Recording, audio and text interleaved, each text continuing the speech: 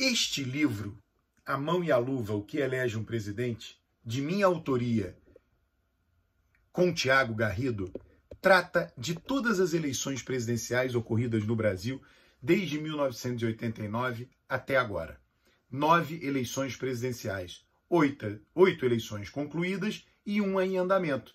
A eleição em andamento, o livro chegou agora há pouco nas livrarias. Agora há pouco que eu digo junho, né? Final de junho, início de julho. A eleição em andamento, nós a analisamos até novembro do ano passado. Eu vou falar um pouco sobre isso, novembro de 2021. O título do livro, explicamos isso logo na entrada do livro, ele se inspira num dos primeiros romances de Machado de Assis, o nosso grande escritor, o grande escritor da língua portuguesa, da língua brasileira, né? Portuguesa brasileira. Ele, A Mão e a Luva, né? É um romance que tem como protagonista a Guiomar, uma mulher. A nossa protagonista é uma mulher, é a opinião pública. É a opinião pública que escolhe o presidente da República. E há um encaixe, como a mão e a luva, há um encaixe entre o candidato vencedor e a opinião pública. São várias mãos que tentam entrar naquela luva, mas somente uma se encaixa adequadamente no ano eleitoral. Isso está em cada capítulo. Aqueles mais velhos, olha, é o meu caso, né, que viram, né, eu era muito jovem, mas estava lá, vi a eleição de 1989, de Collor, né, vão gostar muito no livro porque vão reviver vários fatos. O livro é repleto em fatos, o livro traz muita coisa de história. E aqueles que não viveram, né, que são bem mais jovens, são jovens, né, que não viveram, né, plenamente, né, e não têm a memória plena, vão aprender várias coisas desses processos eleitorais. É um livro, repito, é um livro lançado num ano de eleição presidencial sobre eleição presidencial. O livro inteiramente sobre a eleição presidencial. E a protagonista, a nossa heroína, primeiro capítulo, é a opinião pública. Ela é feminina, ela é mulher. É ela quem escolhe o presidente. Basicamente, o livro está estruturado da seguinte forma. Existe uma condição, as condições nacionais, as condições do país, a economia, né, o que é predominante na mídia, desde que seja escândalo de corrupção, não é em qualquer circunstância, tá? Eu vou falar um pouquinho disso. Então, essa situação do país tem um impacto na opinião pública. Ela molda o humor da opinião pública. Quando eu falo opinião pública, eu estou falando aqui majoritária. O livro explica, tá aqui o livro aqui, ó. O livro explica, né, que essa opinião pública majoritária, ela é dividida em 3 opiniões públicas. Ela é dividida em 3 partes. Ela tem a opinião pública de direita, tem aquela que muda de voto, de centro, e tem a opinião pública de esquerda. Tá? Mas por isso que eu falo opinião pública majoritária, que é a que escolhe o presidente, que é a que vence a eleição no voto, ela é moldada por uma situação nacional. Né? O elemento corrupção, vale aqui lembrar, né? O livro mostra isso. Né? O elemento corrupção, ele tem peso quando a situação está ruim, mas quando a situação está boa, ele não tem peso. Podem acontecer vários escândalos de corrupção, eleição de 2006, reeleição de Lula, o escândalo do Mensalão, ele é muito interessante como as pesquisas mostram o que aconteceu durante o escândalo do Mensalão. Lula perde um dos atributos, isso está lá, tá lá no livro. Um dos atributos tem passado limpo, Lula perde aquele atributo bastante durante o ano de 2005. Mas tem um atributo que ele não perde, entende o problema dos pobres, é gente como a gente, aliás, esses 2 atributos. Ainda que aquilo fosse amplamente divulgado, a gente mostra o quão divulgado foi o escândalo do Mensalão, aquilo não tem impacto na opinião pública. Por quê? Porque a situação estava muito boa. As pessoas não estão nem aí. O que o eleitor pensa? Qual é o raciocínio do eleitor? Olha, a minha vida está melhorando. Essa coisa, essa briga de ataques baseados em denúncias de corrupção é coisa lá dos políticos, lá em Brasília. Né? Isso não tem a ver comigo. O que tem a ver comigo está indo tudo muito bem. Então eu quero que ele continue lá. Então a gente mostra, mas mostra sempre baseado em dados de pesquisa de opinião pública. Por todo esse período, lá no Collor, em 1989, eram menos pesquisas, mas tinham, né? E as pesquisas ficaram mais abundantes recentemente. Então esses dados são utilizados no livro. Né? Então tudo isso que eu estou falando aqui está no livro. São coisas... Por que o eleitor votou em quem ele votou? Porque tinha um clima de opinião pública. Vê o caso da eleição de 2018. O escândalo de corrupção teve impacto? Sim, teve impacto, mas aí o contexto era outro, totalmente diferente do contexto de 2006. O contexto era um contexto de debacle econômico. A situação econômica era muito ruim. Eu tive a felicidade, né? E aliás, isso é uma das motivações desse livro.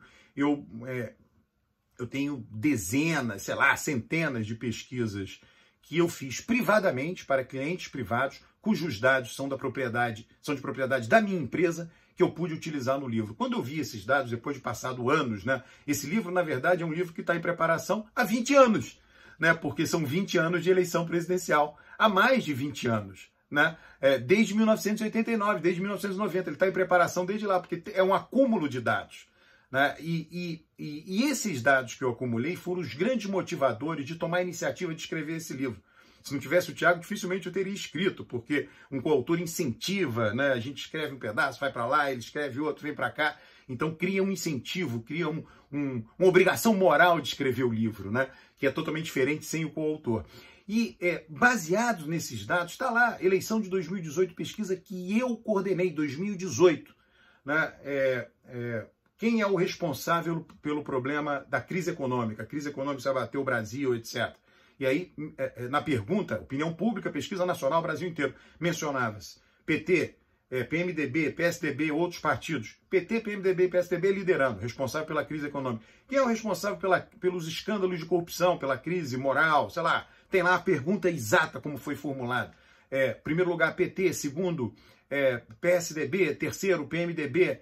Né? Então, todo o sistema estava na lona no ano de 2018. Em março de 2018, eu tive a felicidade de colocar nessa pesquisa, né, privada, numa dessas pesquisas privadas que eu faço, uma pergunta que mencionava o nome dos candidatos que a gente chama dando um estímulo, o principal estímulo de comunicação que apareceria na campanha. A pergunta era feita assim: quem que você vai votar em primeiro turno?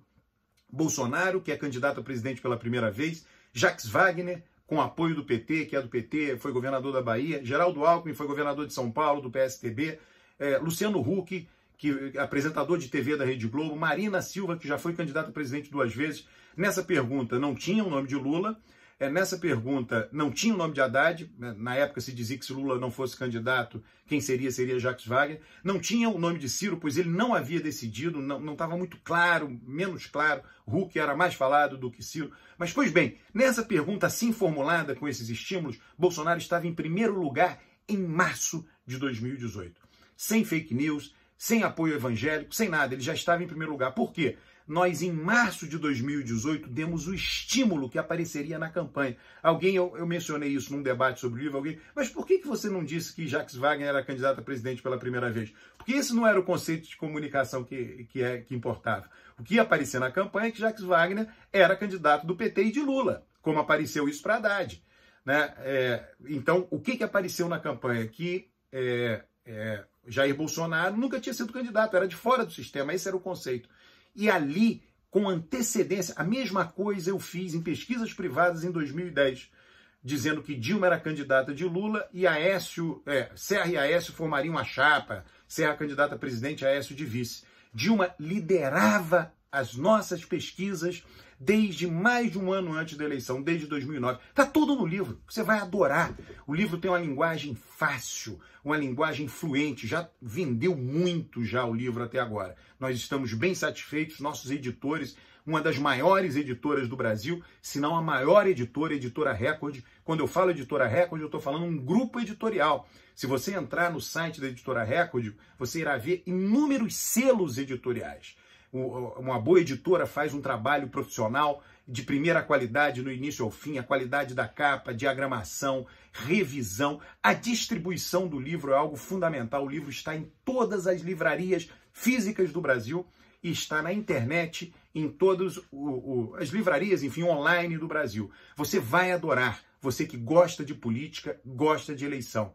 Adquira o livro e mande mensagem para mim. Estou no Twitter, sou muito acessível. Estou no Twitter, no Instagram. Tiago Garrido também está, professor Tiago Garrido, professor Garrido, também está. Estou aqui no YouTube. Olha, é uma satisfação poder divulgar o livro para você. Muita satisfação mesmo. Será uma satisfação também saber que você adquiriu o livro, leu e gostou. O meu objetivo, o objetivo do Thiago, é esclarecer, um objetivo iluminista, ajudar as pessoas a entenderem como o mundo funciona. Muito obrigado, inscreva-se no canal do YouTube, desse canal do YouTube, traga mais gente para esse canal, comente esse vídeo e entre em interação conosco aqui por conta do livro. Um grande abraço.